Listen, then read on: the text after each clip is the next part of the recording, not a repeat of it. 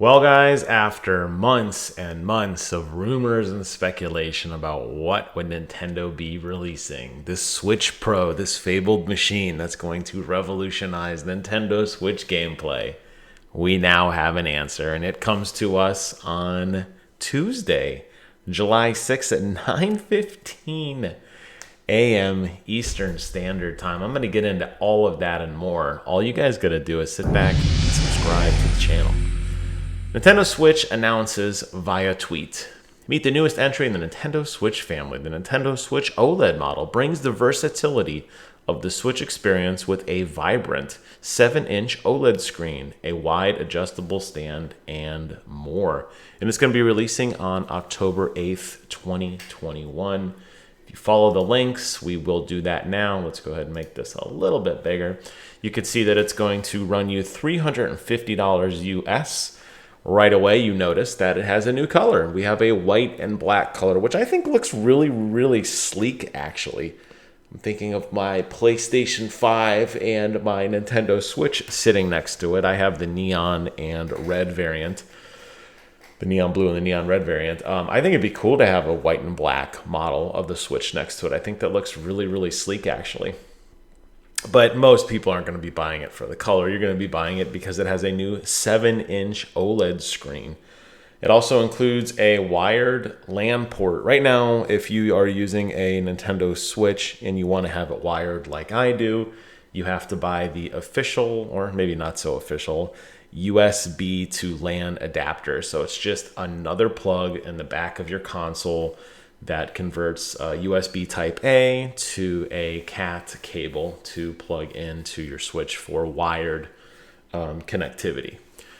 It also includes a little bit bigger internal storage, and then obviously the real selling point is the 7-inch OLED screen. Feast your eyes on the vivid color and crisp contrast when you play on the go. See the difference what a vibrant screen makes, whether you're racing or squaring off against enemies. They've also done some small quality of life features, primarily in the stand, which I always thought was incredibly chintzy. The Nintendo Switch stand right now is probably an inch wide at most. It sits off to one side of the console, and it only has a single adjustable setting. They have now changed it. It goes the entire length of the console, which is honestly what they should have done at the beginning. However, it is now adjustable. So it looked from the video, it looked like there were 2 or maybe 3 different presets you could have for maybe like 45-degree viewing, 30-degree viewing, 60-degree viewing, something along the lines like that. If you are somebody who takes your Switch on the go and you like to set it up on something, no longer will you have to do what many of us do now with our basic Switch, by shoving a book or a magazine or something underneath the corner to raise it up higher or lower as you see fit. This stand will do that for you. There you can see a couple of the adjustments that they have. Looks like they have, actually a 4th setting. So nice that they're thinking about these things. I already mentioned the wired LAN port and the fact that it's got 64 gigabytes of external storage. Now, something that they talked about as well, but they didn't really discussed that I have seen in a technical detail, is that it's going to include some sort of enhanced audio from the system's onboard speakers. I can honestly say in the short amount of time that I have played my Nintendo Switch on the go without wired headphones, I've never noticed a problem with the audio. Actually, I think the audio ran just fine. I didn't see any specific issues on that at all.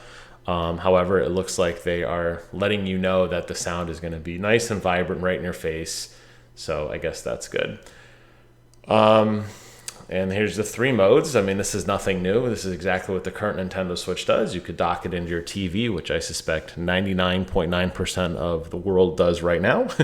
There is also the tabletop mode or the handheld mode as well. Obviously, if you're on the go, and that's going to depend on your preference. Now, for me, I use my Pro controller, and I did a video on it. I'll post a link to that in the description below, where I have a giant mounting arm. So I hold onto the wired Pro controller, and there's a arm that connects to my entire Switch. So I use kind of a hybrid tabletop handheld mode.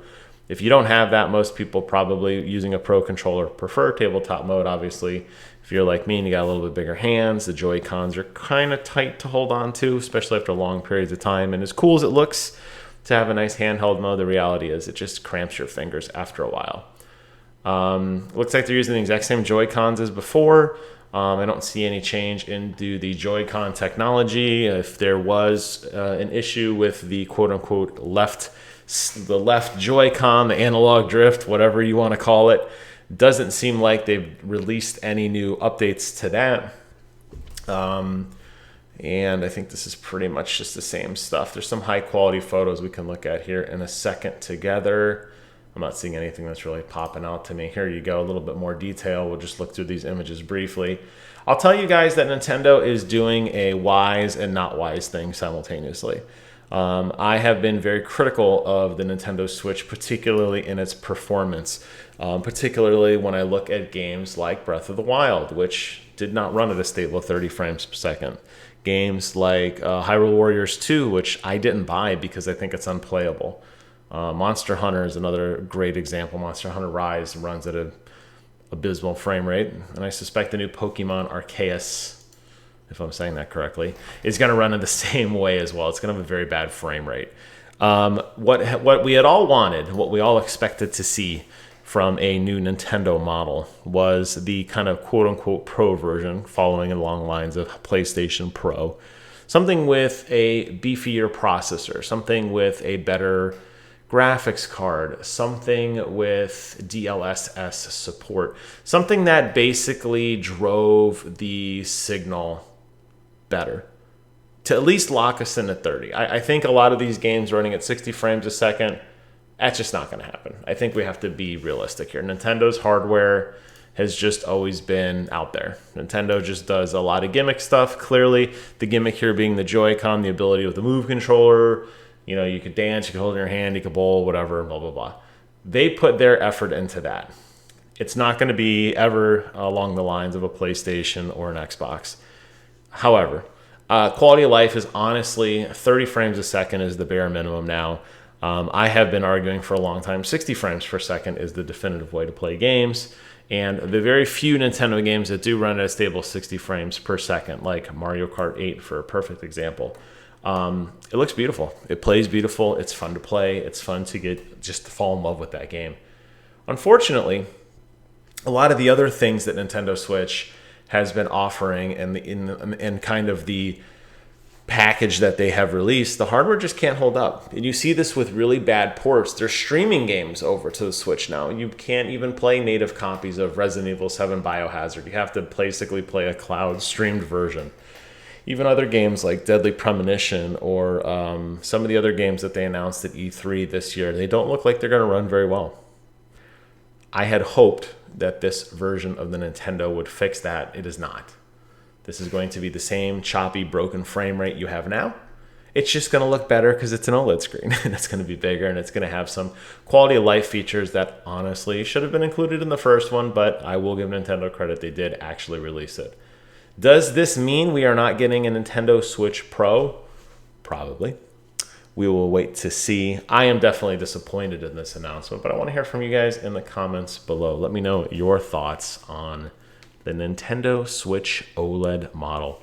If a new Nintendo Switch Pro comes out, obviously I'm very interested in that, but this one for me is a definite hard pass. Hope you guys found this video informative. Thank you so much for watching. Take care of yourselves, and until next time, I will see you guys on the other side.